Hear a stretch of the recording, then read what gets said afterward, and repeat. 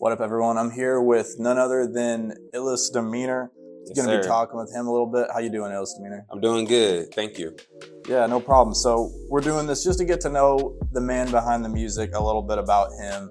We know you've been doing music, but we want to learn a little about you. Some people might be familiar with you, some might not. So we're going to start off easy. Illiest, how long have you been making music?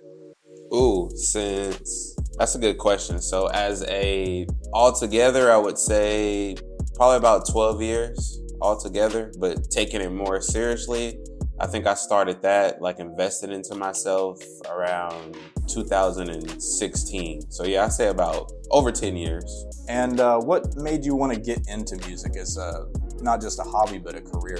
Yeah, starting back as I was a teenager, my uncle, shout out to my uncle, and he had like the old like karaoke machines and stuff like that back in the day. I don't think they make karaoke machines anymore, but if they do, he had a really old one. I used to just come over there all the time when he was recording music. And just one day, I just built up enough confidence and I was like, hey, I want to try it, and ever since then, I never turned back. Who are some artists that you listen to or maybe inspired or influenced you to get into it? Maybe someone that you like to style your music after, or someone that just gets you in the mood when you're ready to make music? It's multiple artists. I don't think I can narrow down to just one. All type of genres, hip hop, R&B, a little bit of country, rock and roll. If it sounds good, I'm a fan of it. But if I did have to name a few artists, Lil Wayne, Drake, Future, Kanye West, those are always, on my playlist. All the time. Definitely Lil Wayne. I was very, very inspired by Lil Wayne growing up. His Carter. He had some mixtapes back in the day called The Droughts, and his albums, The Carters and stuff like that. I listened to a lot of Lil Wayne when I was growing up.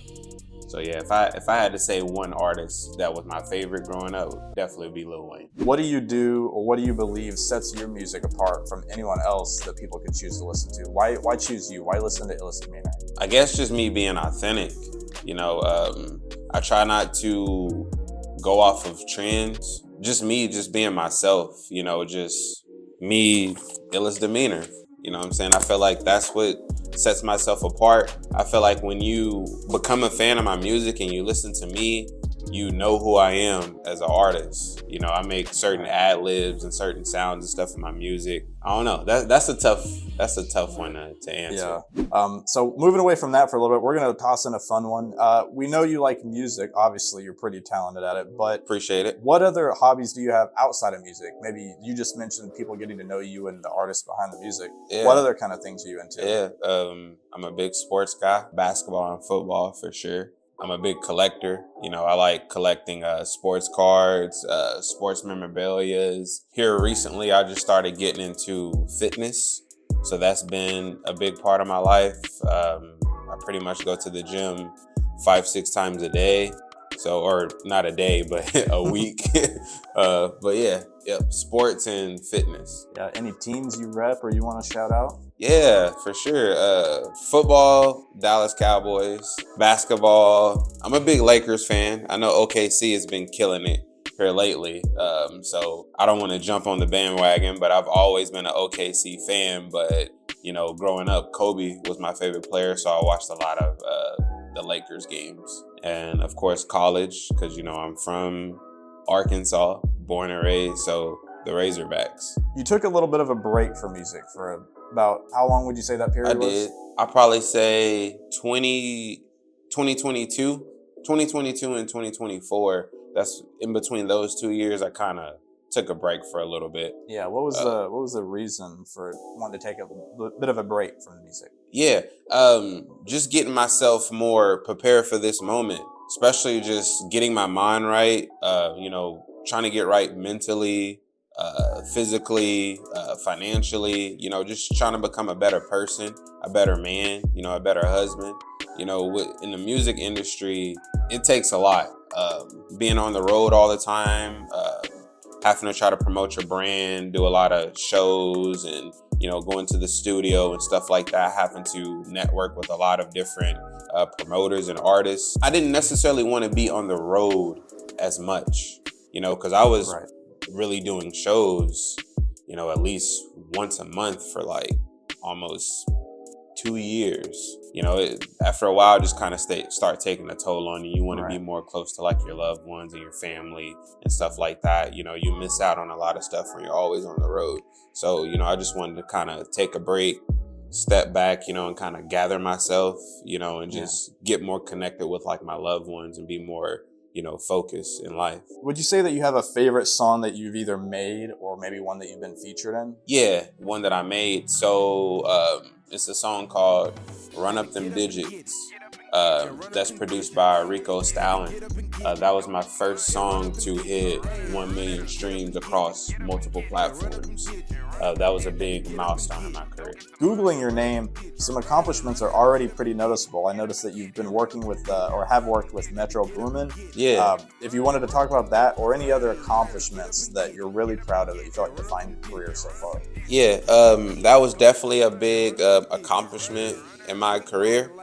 It was earlier on in my career, I released a song called Stop Lying that was produced by Metro Boomin on my album called Demeanor on Point. How I got connected with Metro Boomin was through one of my DJs. Shout out to DJ Ike Love and shout out to DJ Mag Lurk. I signed a deal with TSO and Live Mixtapes. TSO helped me get into contact with Metro Boomin, and that's how I made the song, and that's how it came about. One thing to mention is that you recently got back in the game, talking about you coming back from your break. You released a new single, Harder Than Before. What was that like coming back after a bit of a break?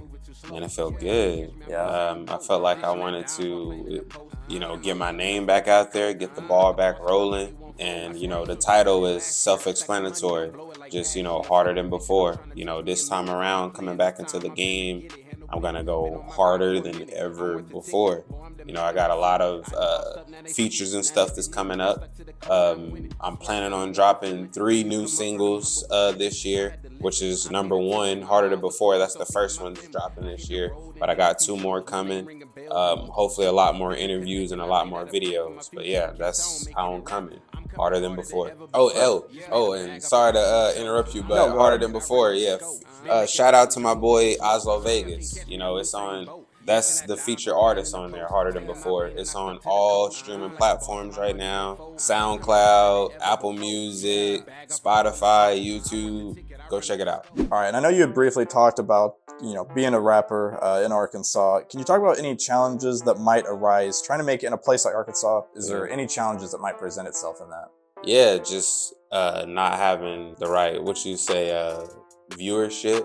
I mean, the eyes is very, very tough, making a name for yourself anywhere, but especially, Arkansas. It's all about building connections, and it's more of who you know. It's hard to get shows here. I mean, there's not a lot of venues that you can go to throw your own shows. You gotta hopefully find a building, pay your own money, to open up the venue for yourself, and hopefully your fans can come in and support you. And yeah, man, I mean, it's a small town. It's Fort Smith, and I was born and raised here, so no shade, but I mean, nobody's here. You don't have any eyes here. I get it. I'm just saying, ain't nobody really checking for anybody from Fort Smith, Arkansas. But it is what it is. I made the best of it. Maybe any future plans in store that you want to share, you don't mind kind of sharing with us ahead of time? More music on the way. More videos, more interviews, more everything. Hopefully more shows. I've been reaching out to some other club owners and stuff like that to try to get me on some more shows. So yeah, more everything. Do you think we can expect a music video for Harder Than Before coming up soon? Oh yeah. I mean, I'm in the works with talking about, a guy that's supposed to be shooting a video already. So I mean, yeah, it's coming. It's coming. And any lasting remarks or announcements for the fans? Anything you want to talk about, maybe that I missed or didn't cover? Appreciate you guys' support. I wouldn't be here if it wasn't for you guys. Harder Than Before has been out with, I want to say, a month and a half, almost 2 months.